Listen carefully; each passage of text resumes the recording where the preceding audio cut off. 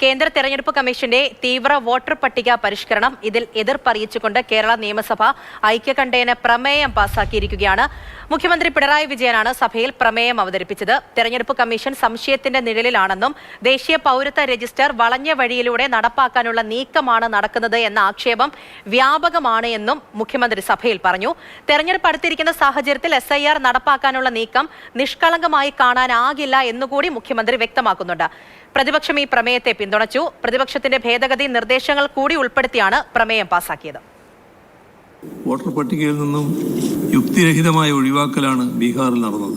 Bihar SIR പ്രക്രിയയുടെ ഭരണഘടനാ സാധുത സുപ്രീം കോടതിയുടെ പരിഗണനയിലിരിക്കെ തന്നെ തെരഞ്ഞെടുപ്പ് പടിവാതിൽക്കൽ നിൽക്കുന്ന കേരളം, തമിഴ്നാട്, പശ്ചിമ ബംഗാൾ എന്നീ സംസ്ഥാനങ്ങളിൽ കൂടി തിടുക്കപ്പെട്ട് ഇതേ പ്രക്രിയ കൊണ്ടുവരുന്നതിനെ നിഷ്കളങ്കമായി കാണാൻ കഴിയില്ല. തിടുക്കപ്പെട്ട് SIR നടത്തുന്നത് ദുരുദ്ദേശപരമാണ്.